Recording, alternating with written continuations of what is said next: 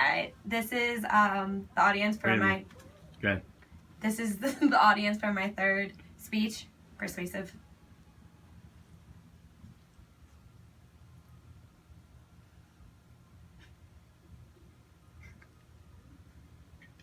Are you good? Alright, in everyone's hand there is a piece of paper revealing the name of a famous drug that can eliminate the symptoms of many diseases, illnesses, disabilities, and even everyday pains such as headaches or muscle spasms. Everyone take a moment and look at their hand. What is the name of this miracle drug? Well, if you have not guessed it already, this miracle drug is called cannabis, but it is most frequently referred to as marijuana.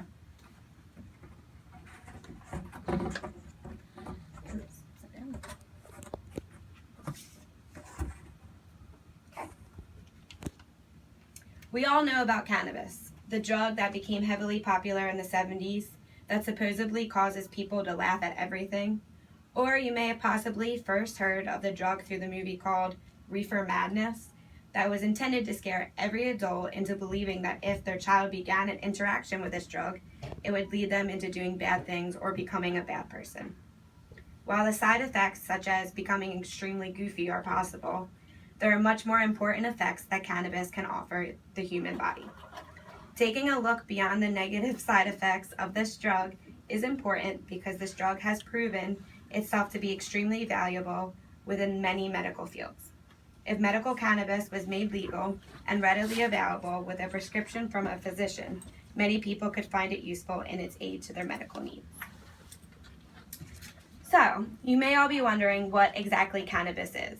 And that is a fairly easy question to answer. Cannabis is simply derived from the cannabis plant, and it can be practically grown anywhere.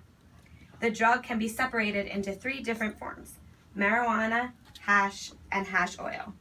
Within the cannabis plant grows important natural compounds that are useful in the medical field. These natural chemical compounds are referred to as cannabinoids.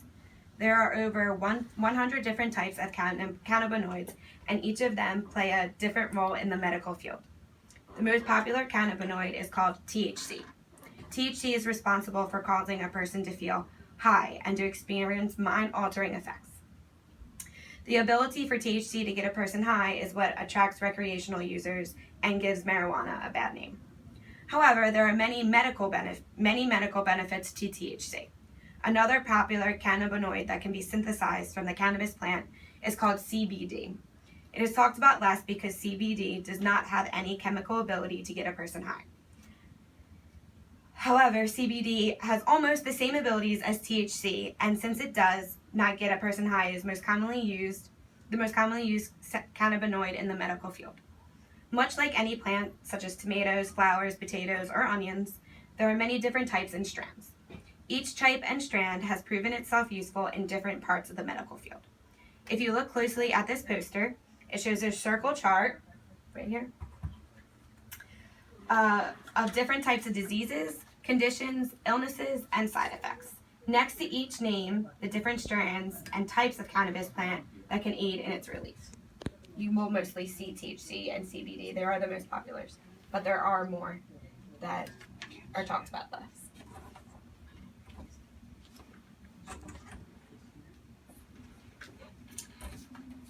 Now that we understand what cannabis is and the chemicals that can be synthesized from it, let's talk about the benefits it has in the medical field. According to leaffly.com, when cannabis is consumed, cannabinoids bind to receptor sites throughout the brain and body. Different cannabinoids have different effects depending on which receptor they bind to.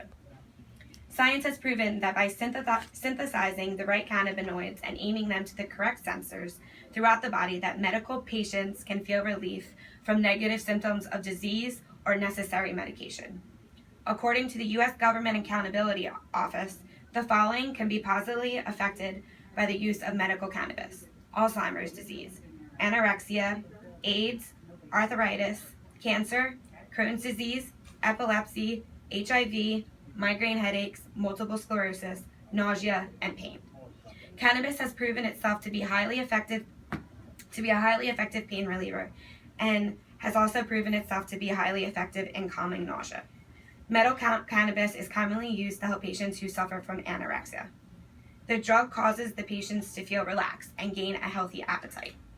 It is also used in patients suffering from AIDS or HIV who begin to feel everyday nausea and lack of appetite. The popular cannabinoid called THC is heavily responsible for relieving nausea and increasing appetite. It is commonly used to help patients in chemotherapy. The other popular cannabinoid called CBD is responsible for decreasing pain and swelling. This is used mostly if you have arthritis and all that stuff. Furthermore, some extracts of the cannabis plant have shown to slow the growth of cancer cells, and in some cases the drug has proven to actually kill bad cancer cells. According to drugabuse.com, the extracts of THC and CBD have proven to increase the effects of radiational therapy in cancer patients. If you know anyone who's had to go to chemotherapy or radiation, you understand how much strain it takes on our body. If a drug can increase its chances of radiation working, it makes all that suffering a little bit more worth it. On livescience.com, there is this article about a neurologist who did studies on medical cannabis and its effects on patients with HIV or AIDS. The neurologist discovered that the patient's bodies responded positively to the drug as it aided in helping fight off bacteria that could cause a person to become extremely ill. Because when somebody has AIDS or HIV, it literally kills their immune system. So they need something to help kill all the bacteria that is entering their body every day. Medical marijuana has also proven to be very helpful with those who suffer from epilepsy. There's actually this very touching video on YouTube that talks about this kid who is 14 years old and he has over 100 seizures a day. He suffered from a stroke when his mom was pregnant with him, so he was still in her stomach when it happened. And she said that through use of medical marijuana, he throws less seizures and it makes his medication that he is prescribed to work a little bit more effectively. She actually worked really hard for medical marijuana to be legalized in New York, and because of her son, the mayor of New York actually did make it legal, which was awesome. Anyway, although medical cannabis can be an addictive drug, people do not become nearly as reliant on it as those who are addicted to prescription drugs. Since there is no risk in overdose and cannabis does not have the dangerous addictive qualities found in many opiates, medical cannabis could replace the use of many highly addictive drugs. According to drugpolicy.com, during a study in 2009, 3/4 of 350 medical cannabis patients found themselves substituting medical cannabis for prescription drugs. Furthermore, cannabis can increase the effects of opiates, allowing patients to take less of a prescription drug while still receiving the benefits of a higher dose. This allows patients to become less reliant on the drug and lowers the chances of addiction. It also lowers the chance of a patient overdosing. The proper amount of prescription drugs in conjunction with medical cannabis can cause relief without any risk of overdose. Since the chemicals in medical cannabis react positively with other drugs, there is no possible chance of overdosing with it. In fact, there has never been a recorded death of marijuana overdose. According to Cannabis Now magazine, the body adapts and becomes used to the doses of medication a patient is given. After a while, the patient increases the dose, which can eventually lead to addiction and possible overdose. If medical cannabis can increase the effects of drug without any harm, why shouldn't it be legal?